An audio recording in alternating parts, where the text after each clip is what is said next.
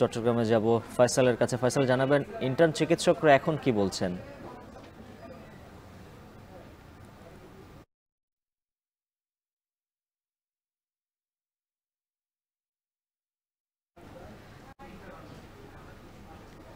সিলেটে যেতে চাই গোলজারের কাছে। গোলজার, জানাবেন ইন্টার্ন চিকিৎসকরা কি বলছেন এখন?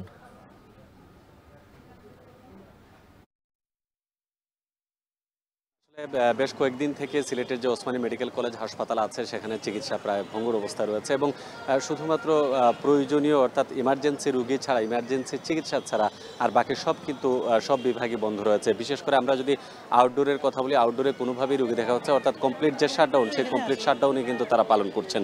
এবং আমরা দেখেছি যে আজকে সকাল থেকে মূলত গতকালকে যে কর্মসূচি ছিল, যে একদম বিশেষজ্ঞ চিকিৎসক সহ যারা প্রাইভেট চেম্বার দেখেন সেগুলো কিন্তু বন্ধ রাখা হয়েছে। আজকে যখন তাদের প্রধান দাবি পূরণ হয়েছে এবং আমরা দেখেছি সকালে সিলেটের যে কেন্দ্রীয় শহীদ মিনার, সেখানে সিলেট ওসমানী মেডিকেল কলেজ হাসপাতাল সহ সিলেটের যে আরও 5টি মেডিকেল কলেজ হাসপাতালের শিক্ষার্থী, ইন্টার্ন চিকিৎসক এবং কি পোস্ট গ্রাজুয়েট চিকিৎসক যারা আছেন তারাও কিন্তু অংশ নিয়েছিলেন। প্রথম দাবি তাদের পূরণ হওয়ায় তারা কৃতজ্ঞতা প্রকাশ করেছেন। তবে বাকি যে 4 দফা, সেটির ব্যাপারে এখনও কোনো সুস্পষ্ট তারা বক্তব্য পাননি বা কোনো নির্দেশনা পাননি।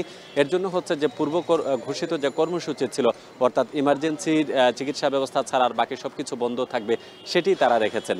তবে বেসরকারি হাসপাতালগুলোতে সাধারণত ইমার্জেন্সি চিকিৎসার পাশাপাশি অন্যান্য যে চিকিৎসা আছে সেটি চলমান রেখেছে। তবে সরকারি যে হাসপাতাল সিলেটের ওসমানী মেডিকেল কলেজ হাসপাতাল, সেখানে বন্ধ রাখা হচ্ছে। ইতিমধ্যে চিকিৎসকরা বলছেন যেহেতু কেন্দ্রীয়ভাবে এটি নিয়ন্ত্রিত হচ্ছে এবং সারা দেশে একযোগে আন্দোলন হচ্ছে, কেন্দ্রীয়ভাবে আসলে চূড়ান্ত সিদ্ধান্ত সন্ধ্যার পরে আসতে পারে। যদি আসে, এক্ষেত্রে হয়তো কেন্দ্রের সাথে সমন্বয় করে তাদের যে কর্মসূচি সেটি তারা ঘোষণা করবেন। তবে আপাতত তাদের যে পূর্ব ঘোষিত কর্মসূচি, অর্থাৎ শুধুমাত্র জরুরি চিকিৎসা ছাড়া আর বাকি সব চিকিৎসা বন্ধ রাখবেন, সেটি তারা রেখেছেন। এতে কি আসলে রোগীদের দুর্ভোগ অধিক বেড়েছে। আপনি জানেন যে সিলেটের ওসমানী মেডিকেল কলেজ হাসপাতাল একমাত্র হাসপাতাল যেটি হচ্ছে সিলেট বিভাগের পুরো সব জায়গার রোগী এখানে আসেন। অনেকেই হয়তো বিষয়টা অবগত ছিলেন না, আসার পর এখান থেকে তারা নতুন করে ভোগান্তিতে পড়েছেন। তো সব মিলিয়ে হাসপাতালের চিকিৎসা ব্যবস্থা যে স্বাভাবিক সেটা বলা যাবে না, বরং চরম পর্যায়ে একটা ভোগান্তি তৈরি হয়েছে। এই ছিল আমার কাছে সিলেটের ওসমানী মেডিকেল কলেজ হাসপাতালের সর্বশেষ তথ্য। উজ্জ্বল। এবার চট্টগ্রাম মেডিকেল কলেজের পরিস্থিতি জানবো সহকর্মী ফয়সালের কাছ থেকে। ফয়সাল, জানাবেন সেখানে সেবা প্রত্যাশীদের কি পরিস্থিতি আর ইন্টার্ন চিকিৎসকরা কি বলছেন? আমরা যেটা দেখেছিলাম যে কর্মসূচির কারণে মূলত আউটডোর সেবা ব্যাহত হয়েছিল সকাল থেকে। সকাল 10:30টায় আমরা দেখেছি আউটডোরের টিকিট দেওয়া বন্ধ করে দেওয়া হয় এবং এখন আসলে যেহেতু তারা কর্মসূচি চালিয়ে যাচ্ছে বলেছে, যেহেতু মূল কেন্দ্রের সাথে তারা সমন্বয় করে এখানে কর্মসূচি চালিয়ে যাবেন বলে জানিয়েছেন এবং তারা বলছেন যে আগামীকাল একটি নতুন সিদ্ধান্ত হয়তো আসবে। সেই সিদ্ধান্তের প্রেক্ষিতে তারা তাদের কর্মসূচির ব্যাপারে কী সিদ্ধান্ত আসে বা কী ঘোষণা আসে তার উপর ভিত্তি করে তারা তাদের যেই কাজে ফেরার যে বিষয়টি সেটি তারা সিদ্ধান্ত নেবেন।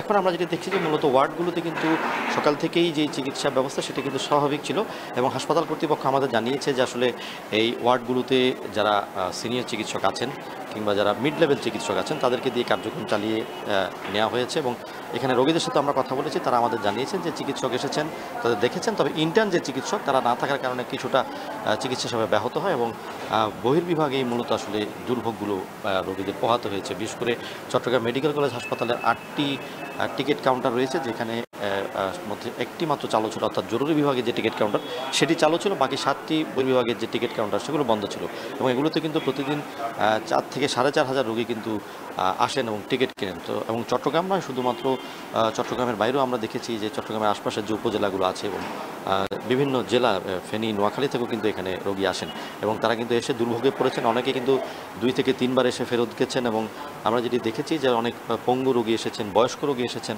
তাদের দুর্ভোগ কিন্তু চরমে পৌঁছেছে। আর চট্টগ্রাম মেডিকেল কলেজ হাসপাতালের যে ইনডোর সেবা সেটি কিন্তু মোটামুটি চালু ছিল এবং জরুরি সেবাও চালু ছিল। সেক্ষেত্রে রোগীদের দিক থেকে আমরা তেমন কোনো অভিযোগ পাইনি।